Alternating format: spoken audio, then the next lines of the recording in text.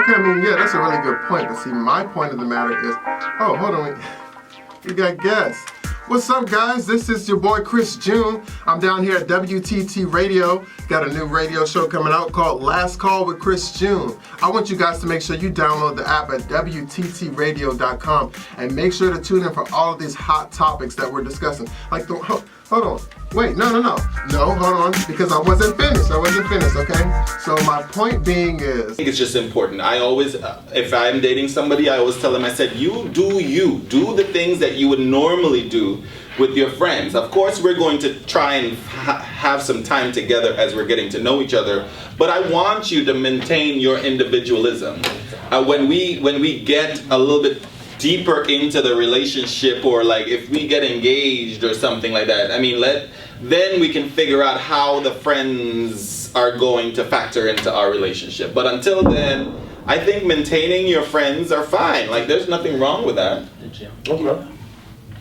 Yeah, I agree. I think that you have to, if you don't want people to be friends and you know one person and you know the other person, then don't introduce them, because after that point you want to have control, and you can't do that. You can't control people and what they feel. At the end of the day, if they really have a great connection and they could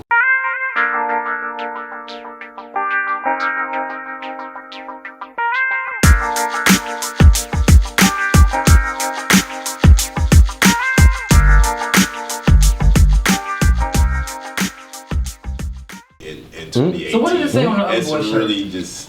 Oh, that he was like The coolest monkey in the jungle. No, not the coolest monkey. He was like wildlife survivalist or something like that. So the white boys was more kind of like he's taking over the jungle, but the black boys was like coolest monkey. Come on, bruh. Okay. Like that's kind of it. Kind of continues to feed the It continues to feed the narrative that it's just like it's uncool. It was just all right. I feel like this. Sorry, no. And 4, 3. Okay. Anyways, everybody's comfortable. Everybody's good. Everybody met Tony. Everybody met Levi. Everybody met David. Everybody met Sherrod.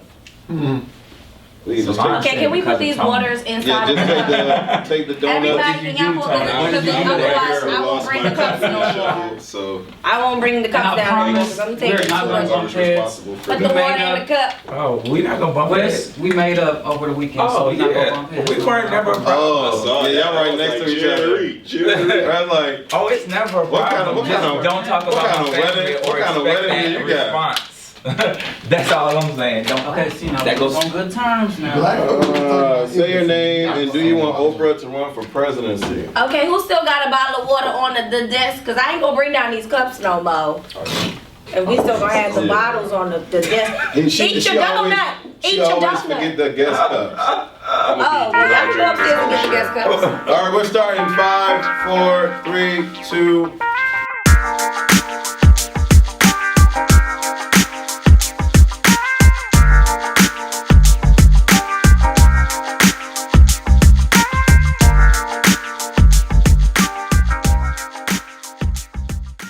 Thank you guys for tuning in to A Connection TV, the one channel on YouTube where we actually adopt similar connections despite our differences. It is a full house here on Culture Clubb. We have 8 people, which is the most that we've had in a very long time. And the reason why we've extended the cast is because Levi is back. Hey. Yes, indeed. We haven't seen Levi in 2 months, so welcome back, Levi. And we have a new guest, Mr. Tony. All right, so that's why we've extended the cast. It should be pretty interesting. We have the whole clique down at the end right there. And Sherrod and Larry are cool, okay? They are cool. There's no beef. Nobody got beat up after the recording, all right?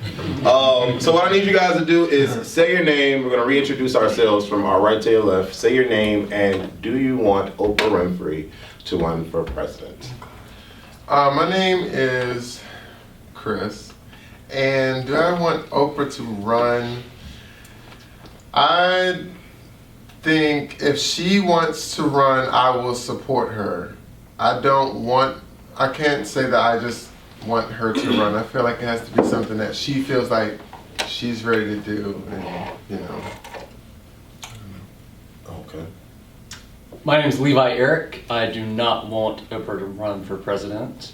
I would love to see a strong black woman in that position, but I do not want to see another TV celebrity in that position. All right. I'm Tony Evans, and I want Oprah to run for president. I think she'd be a great president. I think she'd do a much better job than the current president.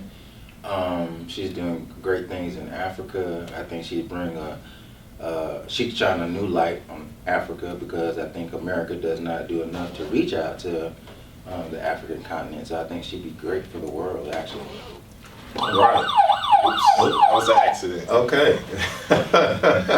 My name is Wesley, and I want her to run for president because I just feel that she would do an amazing job. Although I think we should have someone that's completely qualified, like in that position, to run for that position. But I think someone as well-rounded as she is, and the amount of people that she's touched and been around and everything that she's seen in the world, I think she could definitely bring a new spin on the whole role of president. But yeah. My name is David. I'm okay with Oprah running for president at this point. I definitely think she will be better than our current situation.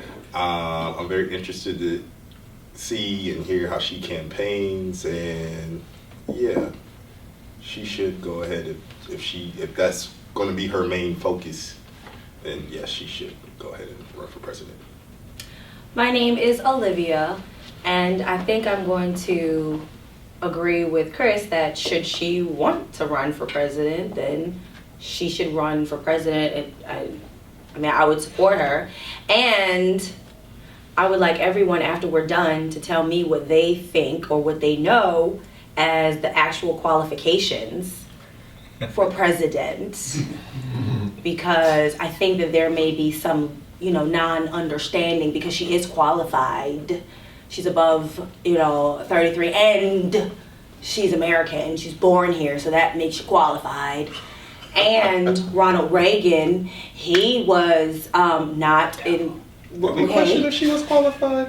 He just said that. He said she's not qualified. But go ahead, I'm gonna let her finish. I want us to figure out what those qualifications are, and if we went into our political science history books to figure out what makes a person qualified to be president of these United States. I mean, Barack Obama, which was one of the best or greatest presidents that I've ever. He was still a junior senator. Like, he ain't, first time running there ever was. So, go ahead.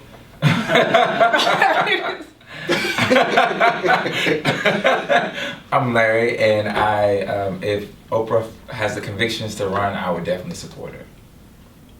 Hello, I'm Sherrod, aka S. Dot, and yes, I'll support Oprah if she runs for president. All right.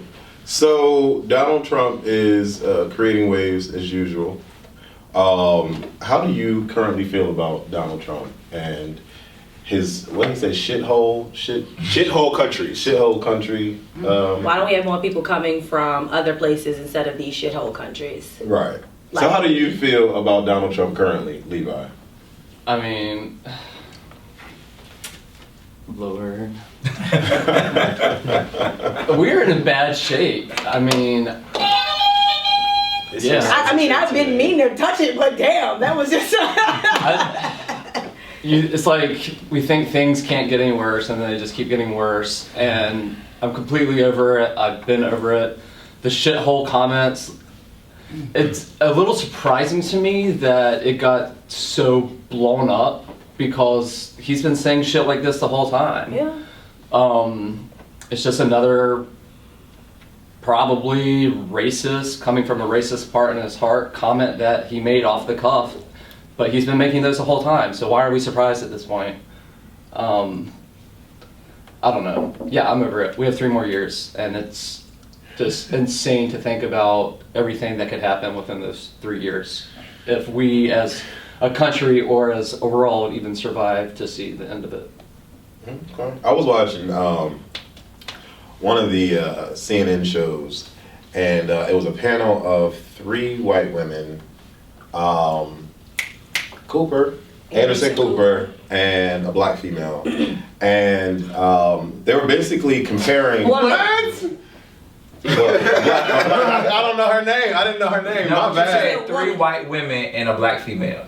My bad. That was your Okay, word. my bad. Jesus. Good Lord. Right. Okay. You stabbing me right out the gate. Happy New Year, everybody. Aggression. Jesus. But they were making comparisons about with Donald Trump and Obama, saying that Obama has had many times when he's been politically incorrect with how he phrases things, and now that Donald, hold on, and you continue to watch this? I was watching it, and now that Donald Trump, why is Donald Trump only being blasted for the stuff that he says? Any comment to that, Olivia? Why are we still talking about Donald Trump? Like, we're giving space and energy to something that you already know. If it walks like a duck, talks like a duck, quacks. I mean, it's a freaking duck. Or Trump. So, like, I mean, come on. Like, we are missing the grand plan, which is there's something else out there that they are not allowing or wanting us to see, because you're right, Levi. Why is this being, blown out of proportion to me? Because, I mean, it's not like we didn't know he was racist. It's not like we didn't know that he's, like, off the chain.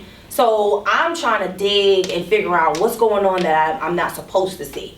Like, why are we still talking about Trump? So like in Hawaii, was it yesterday? Mm-hmm. Like, that was ridiculous. That so they sent out a missile warning to the people of Hawaii. Yesterday's cell phone signals here were absolutely overloaded as people called their loved ones to say goodbye as others ran for cover. It was a chaotic and confusing scene and a place known for its tranquility.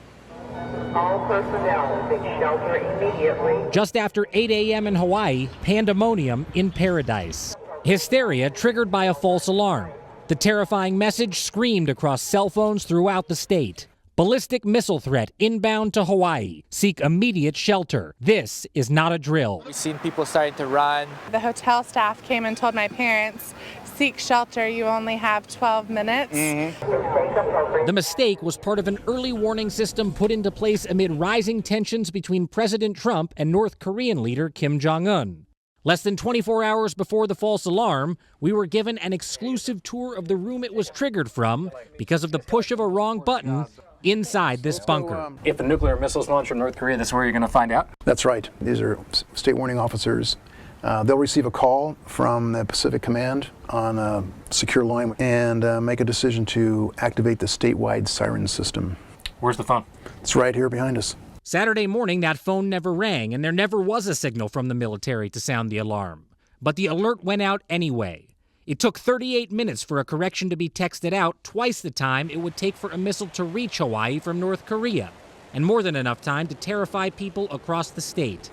Governor David Ige took responsibility. Today is a day that most of us will never forget, and many in our community was deeply affected by this, and I'm sorry. An apology from officials here for a system designed to save lives, instead turning them upside down. You think it's a drill, you don't think it's not a drill. So it was a bit of panic in the hotel. A lot of people running out. We're at the Outrigger Waikiki. A lot of people dashed out of the restaurant into the street. There was a few people upset. People are in a panic. They're running out of the hotel and people are being told to stay in the hotel. It's the safest place in the hotel. A little bit of a panic. Everybody was chilling at first. And then next thing you know, just everybody's phones went off one time. And everybody's like chaos stories. Booked it. They left the beach. My workers left me. He was shaking his hand like, oh. He was so scared. Oh, there was no one on the streets after like a couple minutes. Everyone like left. They all ran into the buildings and stuff. Oh, thank God. You're calling all your parents, telling them you love them. Oh my God. I saw a few tears out here this morning, but for the most part, people look more just like dazed, kind of wondering around what to do. Because it said to take shelter, but what are you going to do in Honolulu to take shelter? Started talking to some other hotel people. Started seeing people scrambling all over, leaving their hotel posts and stuff. Called my managers. I went into a hotel. We sat around and waited for a bit. A lot of people were crying and trying to get on the phone and call people. All we did was just sit and wait a little bit. It scared a whole lot of people in Hawaii. We've just heard that there's a missile heading to Hawaii. And I turned to my husband and I go, there's a missile heading to Hawaii? And he goes, what? So all of a sudden, then next thing is the manager of the hotel comes on and the manager is saying that everybody's to stay into their room. There's been an alert, and as soon as they have more information, they'll let us know. So for the next 10-15 minutes, we're all on tender hooks, not knowing what's going on. And then we get the all clear and that it's just been a false alarm. I'm texting my daughter at home saying, I love you. If I die, I love you. I'm freakiest thing that's ever happened to me in my whole life. I never want to have this happen again. Made me think that maybe Hawaii Emergency Services either got hacked or they're pretty incompetent and probably not going to be very good for tourism in the state. I don't think anybody's thinking about that. There's more thinking about families because phones got shut off. There was such a surge. I couldn't use no phone to even call anyone. People were running around, driving 100 miles an hour. People were yelling at each other to get off the side of the road to seek shelter. And we didn't know, nobody knew what was going on. And I was checking the internet at the same time. CNN had nothing on it. So everybody was worried and in a complete panic. There has to be a better way of finding out and going somewhere for information, and because everybody was asking each other and nobody knew any answers. That's aggravating with somebody who lives here and works here and goes to school here, and something has to be done to ensure safety, and somewhere you could go online to check out things like this so people aren't running red lights and people aren't going crazy in the streets and you know what's going on. So they're running for cover for like 38 minutes before they say that it's a drill. You know what I'm saying? So these people are thinking they're about to die because of the climate that we're in right now. And it's just like those type of things, like that's the reality we're living in right now. And that is something to really digest and think about, because when elections come up, everybody gets caught up in the passion of this and that, and your team versus my team. And it's like, we're all on the same team. Like, we all won't survive if there is a missile crisis or if something happens. So it's kind of like, move past this whole partisan rhetoric and kind of start talking about what we're going to do to make sure our kids have somewhere to live, a future. I think it's important for us to stop lying to ourselves, because we've come from this country where everything's been very comfortable, you know, for a great period of time, at least for all of our generation. And the fact of the matter is, when people say things like they say about other countries and stuff, and it gets to the point where the press can't even, you know, try to use the most politically correct words or whatever, because it's just so blatant at this point, that to not call him a racist on CNN from Don Lemon and from Anderson Cooper would actually be bad reporting. And I think it's very important for us to know so that we can become more active about what is happening and really try to, you know, get our friends together to vote. Like, we really need to start putting our money behind businesses that support our communities, our narratives and stuff. Because as Donald Trump begins to talk about things the way he does, and people begin to agree, and even there was the London mayor had made a comment, disrespectful comment about Donald Trump, and the right-wing side over there was protesting him as well. It softens the ground for policies, which then softens the ground for violence.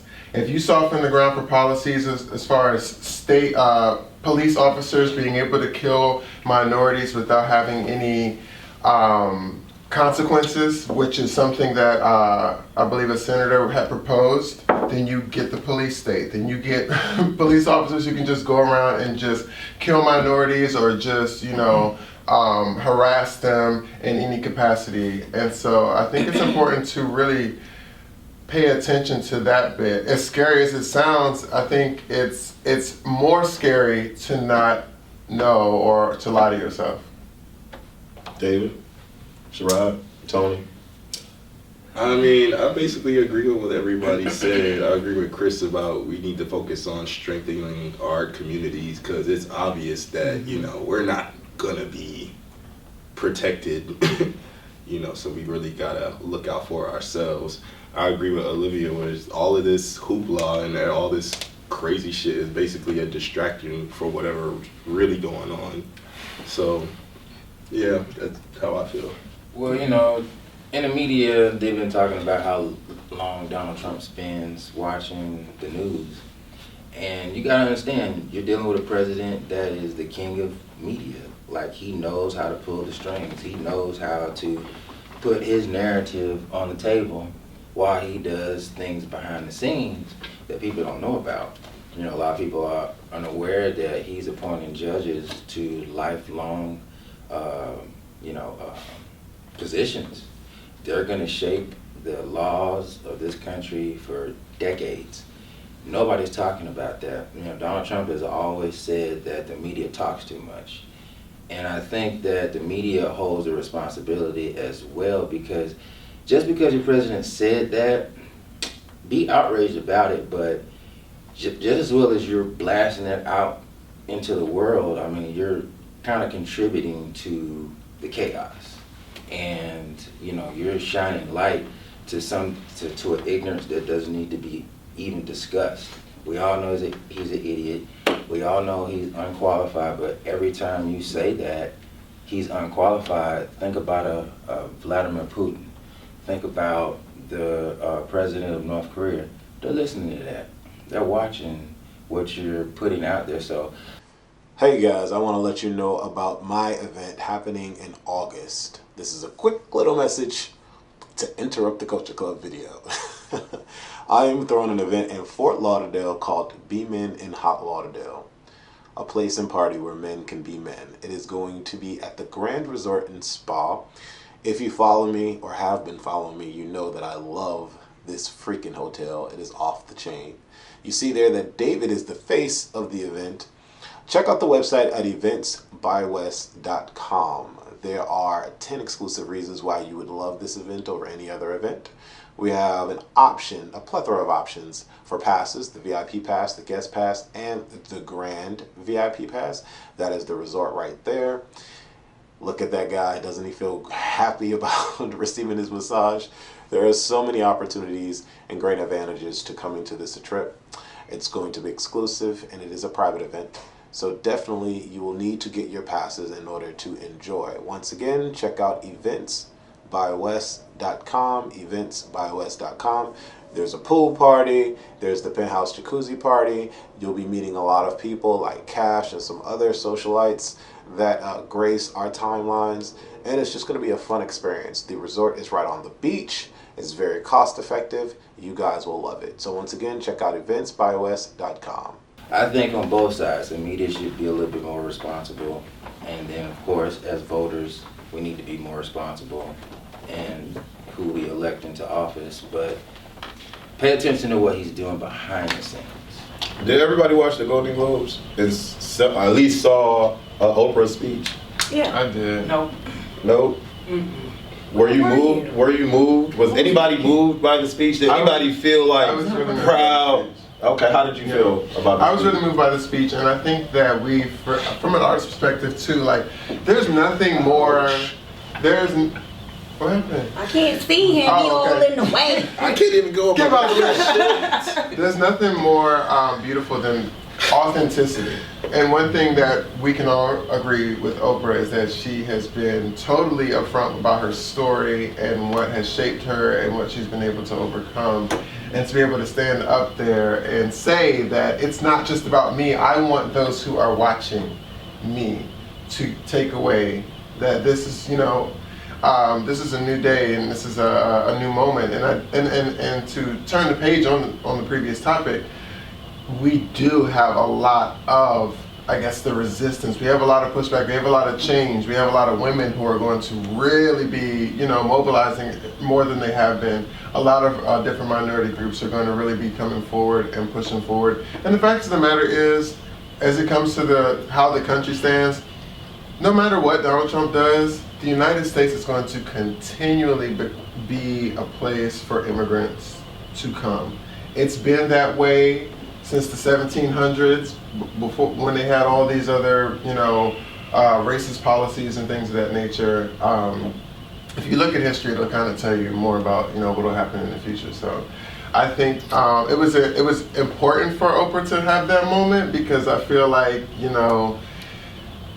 we don't get the Barack Obama speeches, So to be able to hear her give that same type of tone, versus, this guy who's just like, sounding like a fourth grader on TV, I think it really helps you, remain inspired and hold true to your values. If people aren't out there talking about the values and things that we need to remember and stay fast to and put things in perspective, I think people kind of get lost. And so for me, it was really reassuring. I think one of the most positive things about the speech was that she was talking to everyone. No, she wasn't.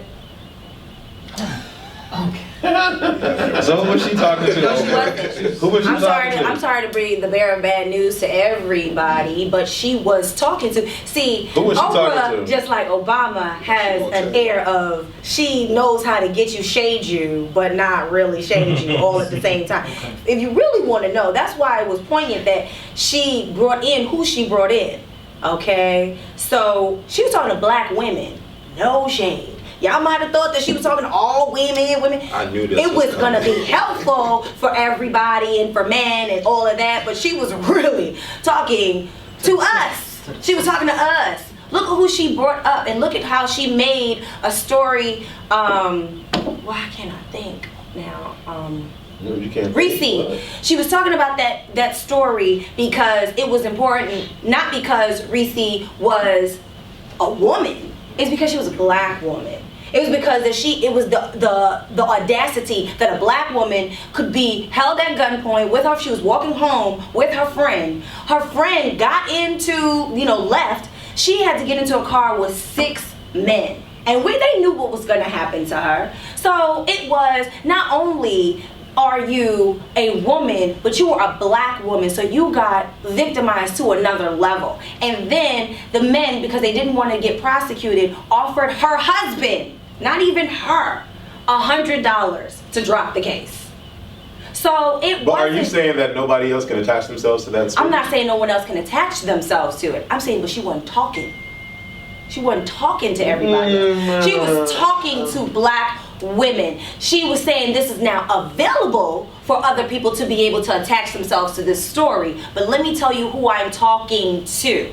I need you to feel empowered. I need you to feel, not black women in Hollywood. I need women who have the least amount of voice to be able to understand that we're getting to a place where you don't have to think that this is the norm, the standard. So I don't agree. I know because I know Oprah and I know how dope she is. She was talking to black women. She let y'all think she was talking to everybody. So because you're black and because you're a woman, that's what you got from that? That's what you got from that?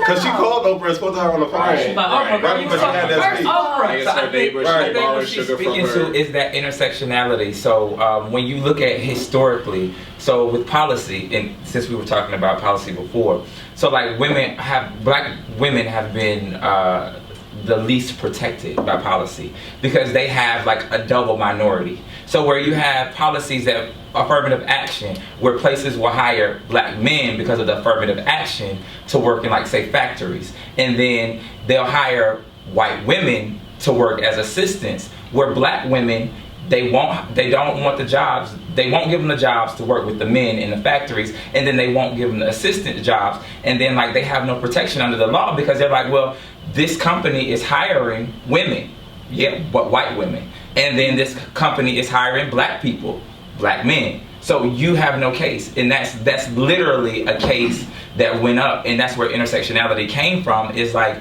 the feminist movement really defining, because when you don't name something, it goes unnoticed. And it's like black women have like lived between like being a woman and being a man, but like black men get the job with affirmative action, so they don't get them, and then white women get the jobs where they have to hire women, and then like the black woman is just kind of in limbo.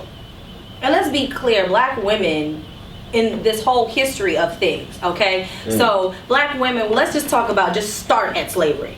I'm starting there because I'm not gonna go beyond that, okay? Black women were often starting in Indy. I'm gonna start there because there was things that happened prior to. We know how Olivia feels about this, the topic of women and black women at that. Yes. She is a black woman. I'm a black woman, so I am. Yes, black women were during the slavery times. Black women were not only just having their rights and having to work and do things around the household and build up this nation. We were also raped repeatedly, and then on top of being raped repeatedly, the white women were offended that we were being raped repeatedly, and they beat the hell out of us. So black women had to come to a different kind of place of strength, that I can't go and cry and be like, oh my God, I've been victimized, because there was no one to cry to. Okay, so when it comes to, and then that's just slavery. Now let's go into the women's suffrage movement. That wasn't about black women, although we were there and we were helpful, we were integral.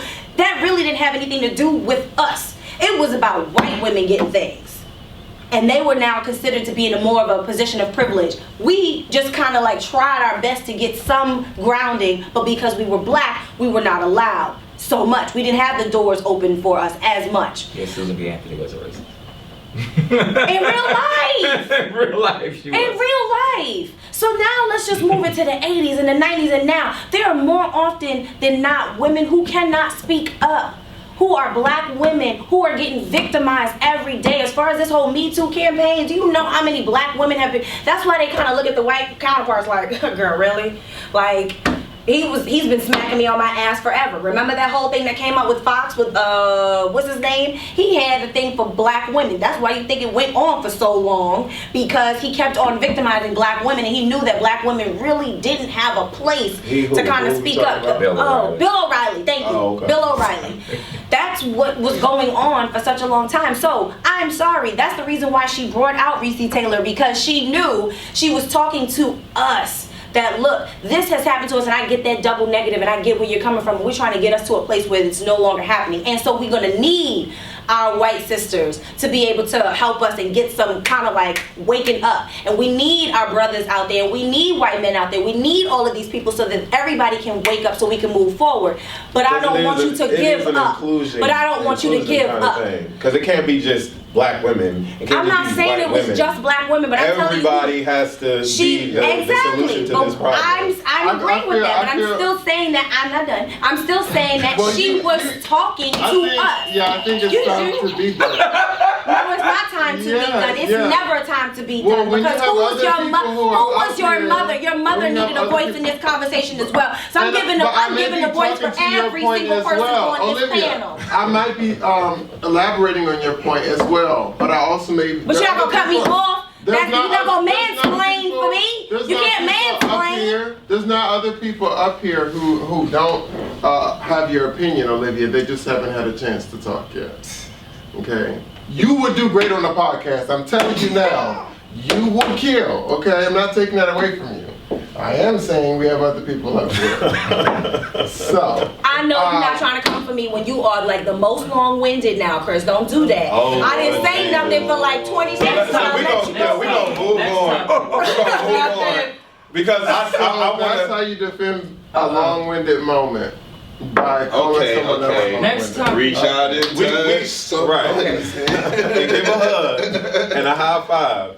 I want to close off on this Oprah and Trump situation with talking about Seal, and I want you three to talk about Seal, because I know she would go off. No, I'm not. Because I don't know the whole thing about Seal. Do you know about the whole Seal situation? No. Did you the Instagram post? Do you know about what Seal posted on Instagram?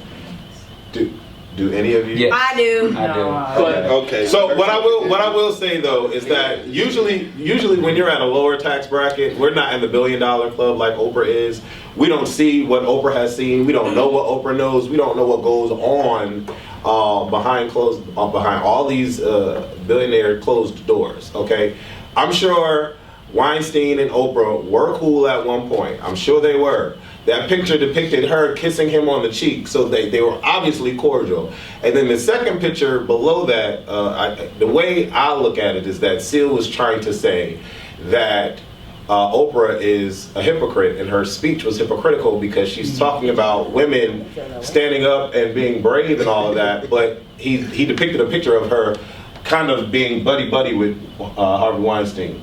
And then right below that, there's Weinstein kind of like leading in, and there's a white woman and Oprah right there, and it's kind of like insinuating that she was a part of the problem. It's a freaking picture. And now I don't know if you saw the Facebook where he said that wasn't what he was trying to do, and he went on a whole rant and kind of like went around. But I don't know. That's what I got from the picture. What did you get from the picture, and how do you feel about Seal bringing that out on Oprah after that speech? I mean, I think when we talk about those type of things, it's like social media anyway is all up to interpretation, and different people see different things just from our different perspectives.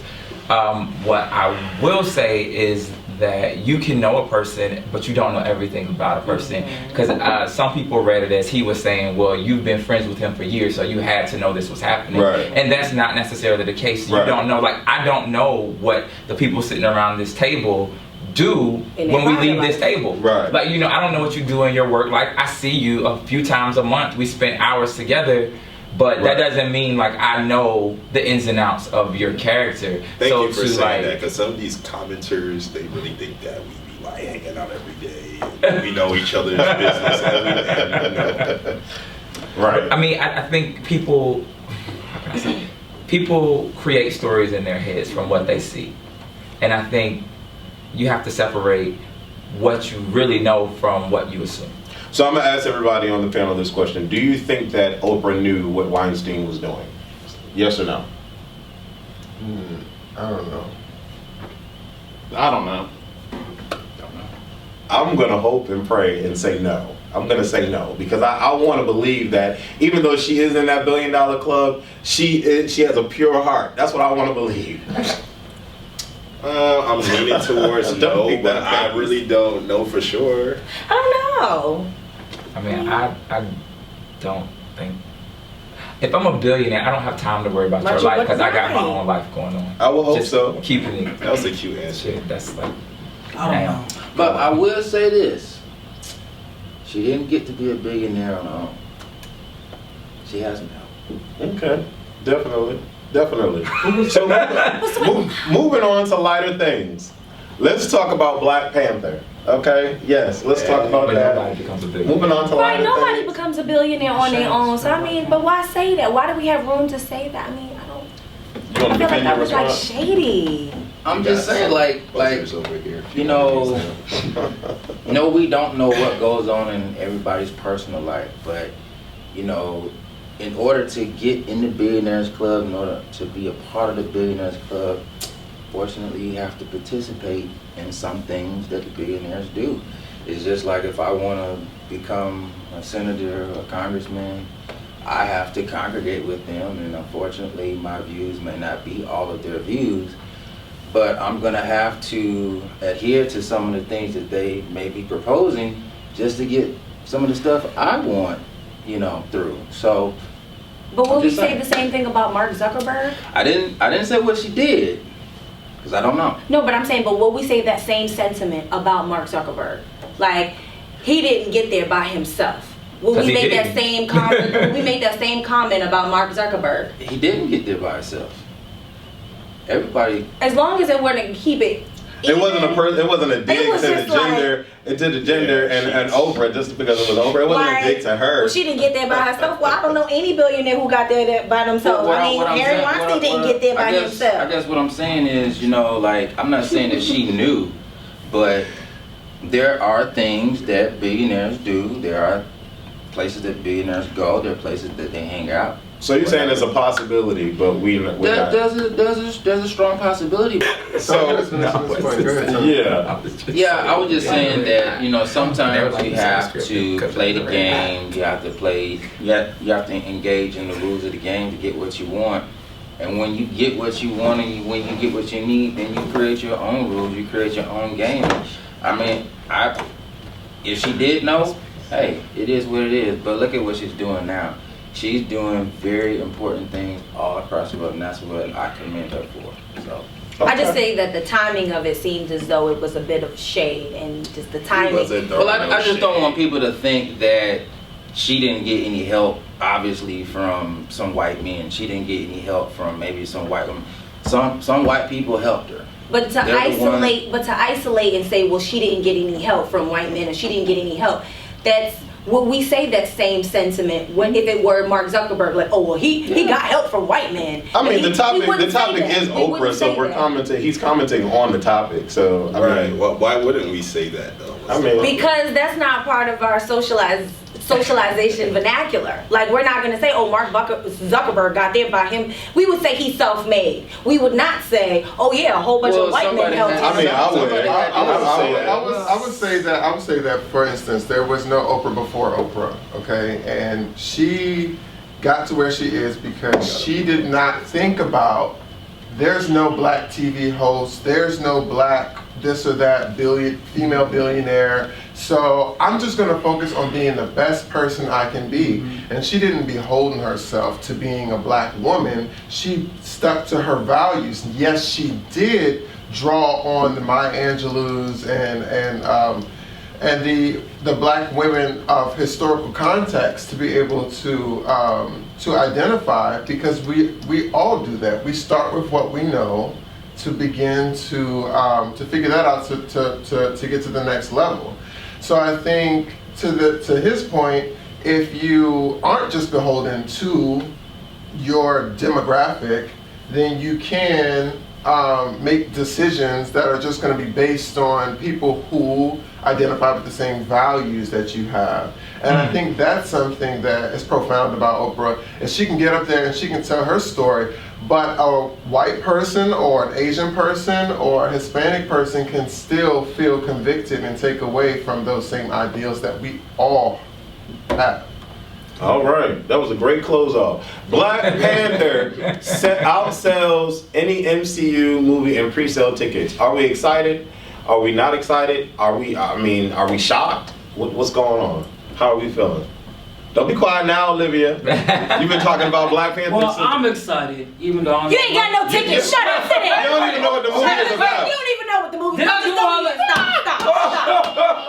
Shots fired. Did I do all that when you was talking about? Did I do all that when you was talking about? Why you Did I gotta do all bust it that? out like No, that? Did I do all that? because you didn't even know what he was talking about when we first started. Oh my, they don't need to know Ladies that. and gentlemen, off camera, They don't need off to know mic, this man didn't even know what he was talking about. I said this is exactly what I said. I asked about Angela Bassett, and then I was like, Angela Bassett's in the movie. That's what I said.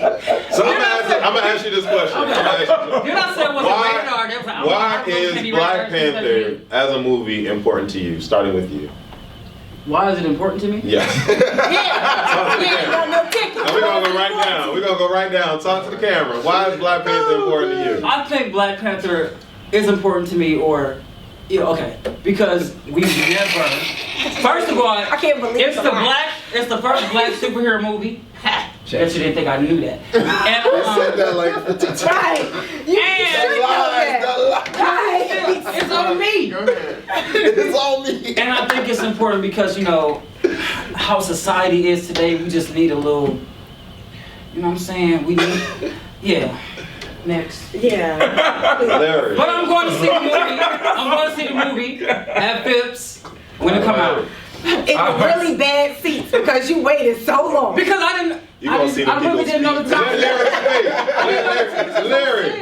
Let Larry speak. Come on, Larry. I think for me, Black Panther is important because it shines a light on African American people in such a positive way. I think it's so important for our children to see themselves in this role because we've seen Superman, we see your Batman over there. That's what I grew up seeing. I was a comic book head, so it's like to see us doing this in like a major motion picture, it shines a light on the talented African American actors that are here, and hopefully all the people that are part of this movie will continue to get work and open the door for more to get more work. I agree. Black Panther means, first of all, when you're a real Black Panther fan, not only did I buy tickets to see it opening night on the Thursday, I also bought additional tickets because I wanted to see it in 3D as well. And I wanted to be able to compare how the plot worked, how things jumped out at me. Like, I am a sci-fi nut. If anybody didn't know that about me, I love sci-fi and I love any kind of, I extra love sci-fi that explores or shows or highlights someone who looks like me. So this is just an extra double, like, I'm a Harry Potter geek, but this is like an extra double dose of like awesomeness. Like, I am wearing full dashiki, everything. Like, that's how and the first night, I'm gonna just be dressed in all black, have my little cute curly wig on. I'm so excited. So excited. Okay, so for those of you who don't know, I'm a huge nerd, and Black Panther is very important. It's very inspirational to have such a great, it's not just a black cast, it's an all-star cast. And it's very inspirational for our children, for us to see that, wow, it's fucking black superheroes and they're not getting fucked up on film. Like, you know, usually when they have black superheroes in these movies, they getting like the short end of the stick. Now it's like, oh, no, we here, we coming, we taking over. I was just gonna say that. Yeah, she gets fucked up all the time. She does. So yeah, I'm uber excited. I got my ticket. I got the best seat ever, and I'm watching it in the IMAX, and I can't wait. So you got your tickets, and you got your tickets, and I got my tickets. And I'm getting my tickets. How did you not have your tickets? I did not. I'm sitting like this the whole time. But I'm not pressed because I'm going to see it multiple times the first weekend because I am one of the individuals that wants it to completely break the box office and do way better than the prediction of 115 million because that's all that they're giving this movie. I think that this movie has the potential to do 175, to do 200 million in opening weekend, which has never been done by any MCU film, to say the least. And I think it has the potential to do more than 1.5 billion, which is the first Avengers film that they hold the record for the highest MCU worldwide. I remember being young, watching Saturday morning cartoons, X-Men. I used to watch it, and I used to love it. And I used to always be like, oh my God, this is so cool, this is so cool. I wish I could see it in a movie. And then when they started making MCU movies, me, my mother, and my brother were there because we were like, oh my God, X-Men, it's the first movie, that's hot. And we were so let down because Toad beat Storm's ass to the ground and we could not understand why she was losing because Storm was always the greatest. To see an all-black, all-star, fully big budgeted film in Africa, like, it's just crazy. And all of these trailers that they're coming out with, they really dig deep into the details of Black Panther because Black Panther is deep rooted in the MCU. He's definitely up there as one of the top superheroes, and he's black. And Stan Lee was talking on one of the interviews, he was like, there was no way that I was gonna create a black character and someone like the Black Panther and not have them based in Wakanda, not have them based in Africa. And a man of his caliber in that era where racism was still at its peak, allowing himself to go ahead and do that it's just groundbreaking. So this movie is gonna be insane. And if you are black, you need to go see this movie. Do not fucking bootleg this goddamn movie. Spend your hard-earned money, however you earn your money, and go see it. However you earn. In Black History Month, February. Unfortunately, I cannot comment on this movie because I do not watch TV, and I really didn't even know. You could just buy a ticket. I didn't even know buy Black Panther was. Buy a ticket. You ain't even got to go. Buy a ticket. Gift a ticket to somebody. But I will say I will try to go see it. Well, the good thing about Black Panther is, for people that aren't aware, he's not like a super like exposed, popular, promoted character. So you do have the chance to like learn his origin on that and possibly get into it. So. Do you know what happened to a toad that's struck by lightning? Right. The same thing that happens to everything else. I hated that line. I hated it. I was like, that is so cheesy and dumb. I went to a childhood of epic speeches, and that's what she gave me. God, that was horrible. They have been doing Storm wrong all the time. But I just want to correct you, because Storm does kick Toad's ass with that line. After. But she was getting beat up for like 30 minutes. Right. I don't remember her dying breath. I don't remember that. I just remember that horrible line and her like striking him with lightning. Yeah, I'm excited for Black Panther. I haven't got a ticket yet, but I think it's really cool that it's huge black cast. Black character or black actors get screwed over in comic book movies. Personally, I'm over the comic book movies at this point. I'm like, all right, I'm over the superheroes. It's whatever. This is probably gonna be the last one I see for a while because it's just like too much. They're like, I love X-Men. It's one of my favorite franchises, and like the past two movies have been horrible. It's just like, I don't know. It's getting repetitive. It was okay. It was just like. I don't know. It's losing steam. I hope that this movie does great. I hope it starts its own franchise. I hope they keep going. Yeah. But yeah, I'm excited. It's important to see, there's going to be all these, referencing like Oprah stories, like all these young black kids sitting at home watching this badass, huge budget, like superhero movie with black actors in the lead and all the roles basically. Being like, that could be me one day. I could be doing that. Exactly. And that is an awesome thing, that's for sure. I don't have my ticket yet. I'm kind of like Tony. I don't really watch TV like that. What is wrong with you? But I'm just saying, we have other priorities. We don't just be like, oh, Black Panther, buy the ticket. No. I never pre-order, like. I kind of, don't get it. I don't know. I'm different. So, I mean, it's okay with being different. I think, there's some people who only watch Culture Clubb. Shout out to y'all. But I think that it's exciting to be able to see a black cast and be able to see that, if you want to go all the way as a black person, that there is a seat for you waiting there at the top. I think it's important to articulate that. And also, I'm tired of seeing, the Django, 12 Years a Slave, just like... That part. Color Purple type of, all black cast type of sentiment. I want to see black folk out there whooping ass, just looking real powerful and just like, all the oppression. And getting all of the budget that is involved behind that. You know what I'm saying? Like, to be able to see some of our favorite actors that we grew up watching in a light that we would never be able to see them in. The only one we really knew about was like Halle Berry and Storm, and at some points that was underwhelming because of how it was written. So that buy-in as well with Angela Bassett and Lupita, being in the movie and stuff, it's like, oh my God, I get to see them in that light. Like that's for me, that's really exciting because it's like we've been boxed in to play certain characters as black people, and to be able to step outside of that and see them in that light, it's like, okay, let's just, let's celebrate this moment. So I can understand the excitement, and I will see the movie. I'm just not that type of person that's just like, I'm gonna get it day of. Like, I didn't get the iPhone X when it first came out. Like, I waited till later. That's where the most power comes in. It's very you don't important. have to watch it the first week. Even if you just buy the ticket and be like, you know what, I'm not gonna watch it until maybe it comes out on DVD.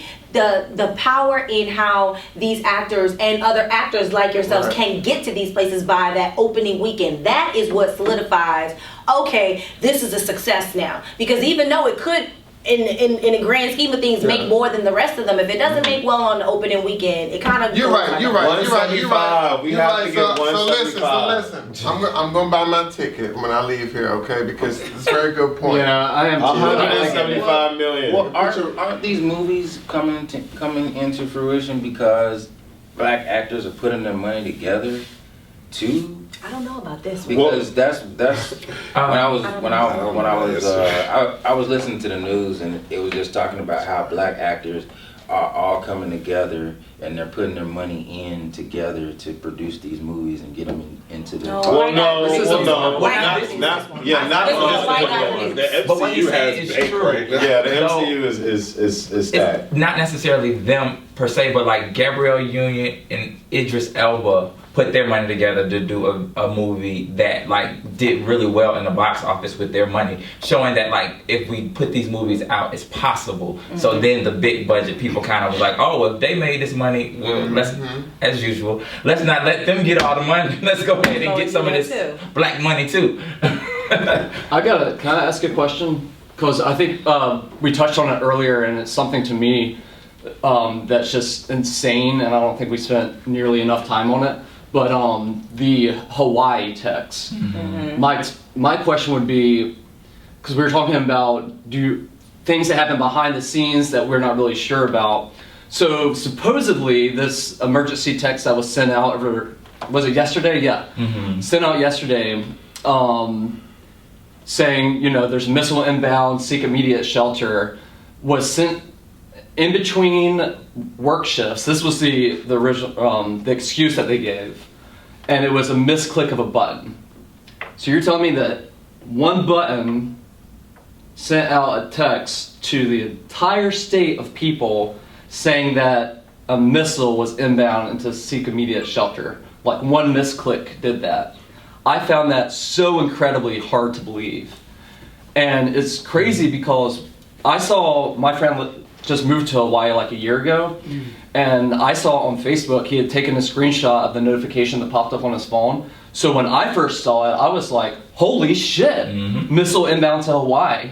So immediate fear. Like, I can't even imagine living in Hawaii and getting that text. Right.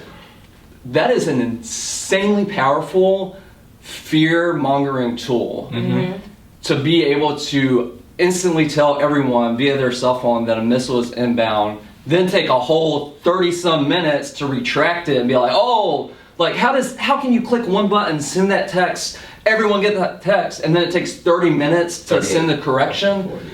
Something is not adding up in the mathematics here. And so my question is, do you think that this was a pure accident, or if there's something else, who knows what it is, going on behind the scenes, that this text was actually sent on purpose for whatever reason? Like a missile was shot down that was en route to Hawaii. Yeah, either a missile was shot down, or they're just trying to scare everyone and just like escalate the whole tensions. Because to me, it felt like an escalation of tension. I think it's a test. Just testing the system, see what happens. Because I think obviously in the future, in the near future, we're going to end up in a war of some sort. I think it's unavoidable. I think it's in their minds. I think it's time. So the chances of us getting hit by a missile are greater. So you got to test the system somehow. So under that circumstance, you test it. Yeah, it's fucked up. I would say what's the most scary thing is that it's getting harder. The ground of truth is softening, and we're becoming so paranoid that we're beginning to think of the conspiracy and beginning to consider that. Oh, what was it? You know, it could have been that, you know, they were testing a missile, but, you know, it was getting close and they shot it down, or maybe they did shoot down the missile, or maybe the Trump administration wants us to be scared so that it will help I don't think it's the Trump push forward. that will want us to be scared. But I'm just saying, like, Right. the hypotheticals are becoming a part of the conversation, because there is so much stuff that is happening behind closed doors. And I'm the type of person, I try to figure out, okay, so what do we do? Because I want to know what we're supposed to do. You know what I'm saying? It's one thing to just like be like, oh, it's scary, this is that, like, this is about to happen. I don't believe in, like, you know, just saying until, you know what I'm saying? Like, until it happens, I feel like you should be moving in step with the fact that things could go right. You know, and I think part of doing that. all the way into that. Bring it back to what I will say is that I agree. I agree with you. I'm saying from a point of that people will start to become more active. People will actually begin to immobilize. People will actually go out and vote. You know, I want to be. I know that I'm going to do my part. So.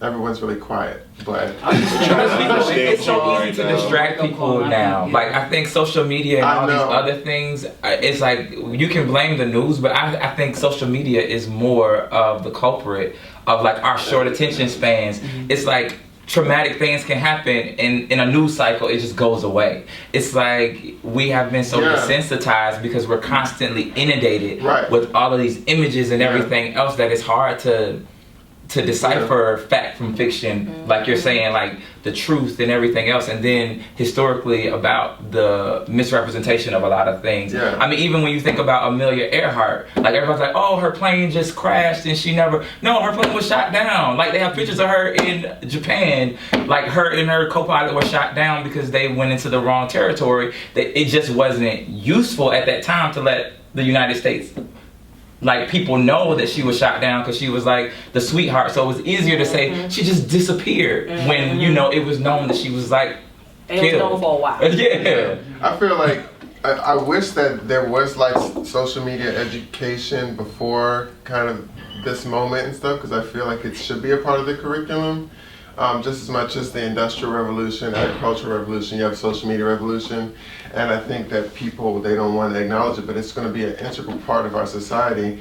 And for instance, when you see like Cardi B, I love Cardi B, but if you see Cardi B and Bruno come out with like Finesse, and it's like every one single timeline, but then you have like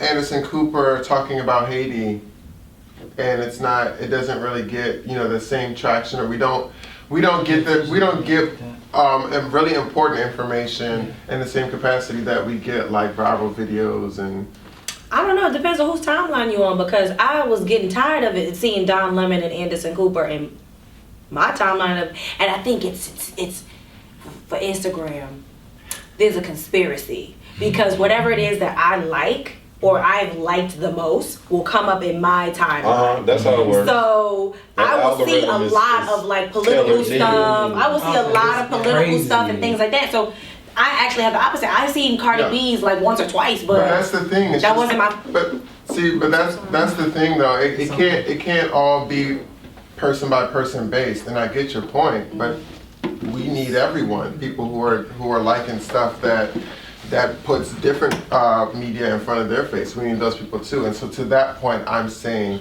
that to Larry's point, that you know, people are going to become desensitized. You can't have an argument about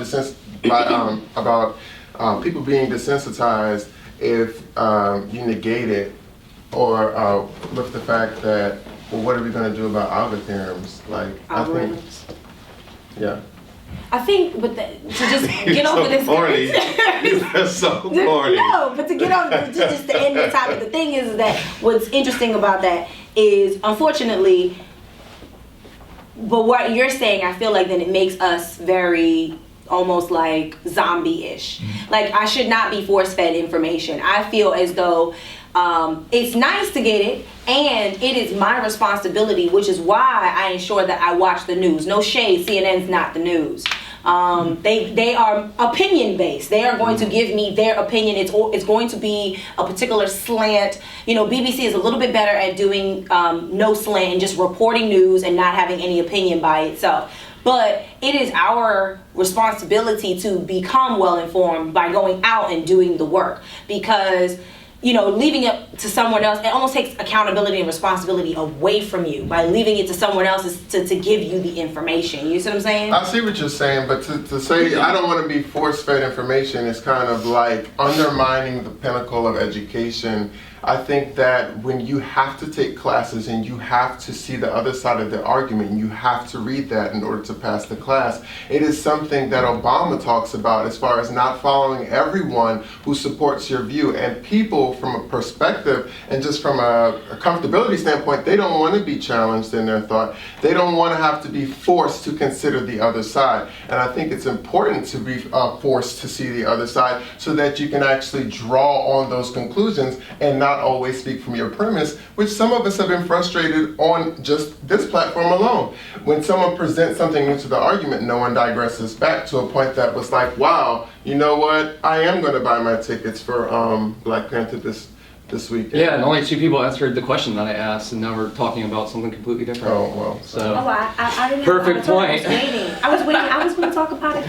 But I think listening to what you both said, I think you're actually more in line with each other, because she's saying I'm being force-fed what I like. So that's basically what's happening, is what you're saying is happening with social media. So basically, whatever you think, it makes it look like everybody thinks what you think. So it reinforces your standpoint, where it's like, oh no, everybody feels the way I feel in your unconscious mind. And your unconscious mind drives you. So like seeing all of these things that are similar to what you think already constantly causes you to think like anybody who thinks differently is like the enemy or the other side. And that's what I was talking about earlier, as far as like this partisanship, like being with people who are on your side and moving to a more bipartisan, where, like you said, I can learn from what you're saying. Like actually you guys did say that, like, oh yeah, when she said the opening weekend is most important, and you were like, yeah, I'm gonna get my ticket. So like, you know, y'all are kind of on the same playing field, if that makes sense. Okay. Maybe on the same page, not the same paragraph. In terms of the text, though, I didn't know about this Hawaii situation until today, so I wasn't. Because it happened like yesterday, right? Or the day before. Yeah, I wasn't Yesterday, fully clued in. But I can't even try to imagine how I would feel if I got that kind of text on my phone.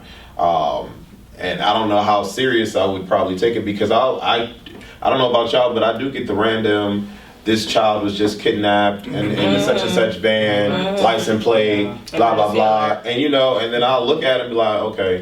Yeah, but that's an Amber Alert. This is something saying there's a missile heading your way. Seek shelter. Right. Like they were putting they're putting their children in manholes. But can't you find some appreciation in knowing that the system does work? It doesn't work. It doesn't work. Because you know what happened? Everybody the got it. streets got clogged. Nobody could get anywhere. Okay, so traffic now- wasn't moving. So now everyone was panicking, freaking out. So now you can come up with a plan to stop that. So do you think they did that intentionally to test? Be like, okay, look, if the missile were coming, because like I say, we live in a not like I said. Who wouldn't Like know I'm gonna about say, that? like I'm gonna say right now, we How live in many a action world movies of these people didn't watch? misinformation. We live in a world of misinformation. They do not tell us the truth. When you go on social media, you can understand that none of that stuff is true, because, and I think we all have experienced it, people think that I'm some superstar rock star, but I'm not.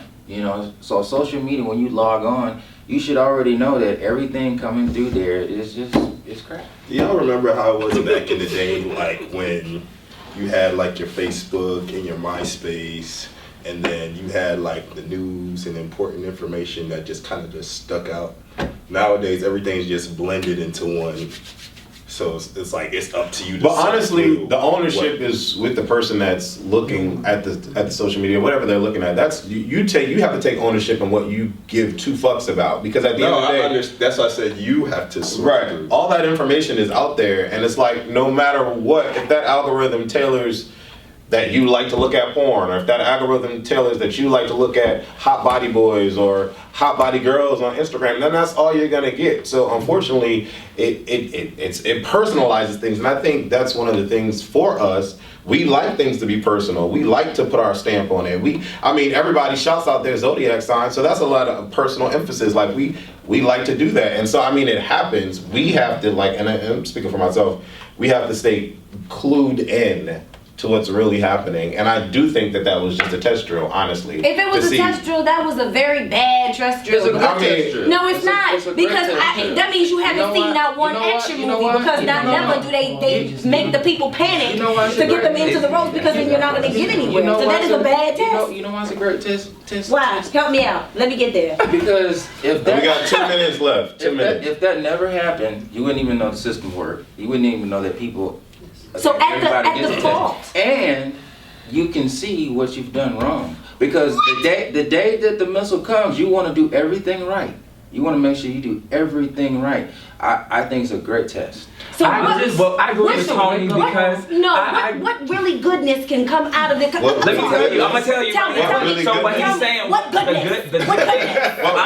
Because seeing that yesterday, I had a conversation with my friend. Like, if this came here in Atlanta, what would I do? Right.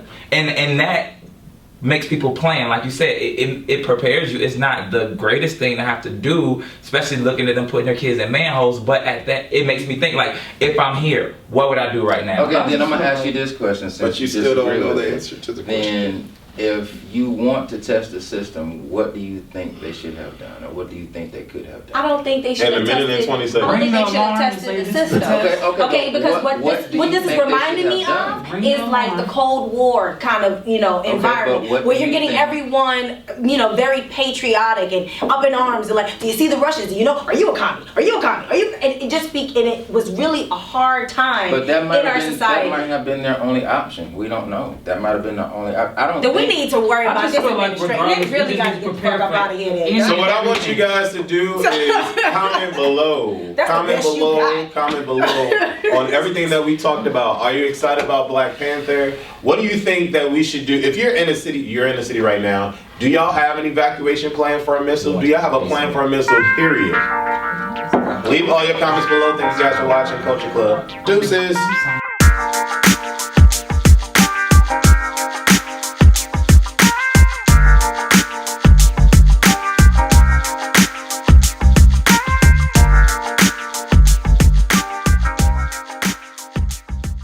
with. It's just something that it requires that much more work of you. There are people out here who have shorty penises and all types of things all the time. There are people, of course, because of their races and stuff, it's a lot, they're not beholden to it as much, like Kim Kardashian and stuff, who have these sex tapes and do these sexual things, but they still end up being able to make something of themselves. That's because she's a woman. She's also a woman. But she has sex. Not just Kim Kardashian though. There are a lot of other. There are people who should do their eggplant pictures. People leak pictures and sex tapes of celebrities all the time, and they really fall flat when it's in comparison to the quality of work that they do. If they're like, and then it depends on what type of work that they're doing as well. You know what I'm saying? Like if Raven Simone came out with a sex tape, that's gonna be different than if Migos did.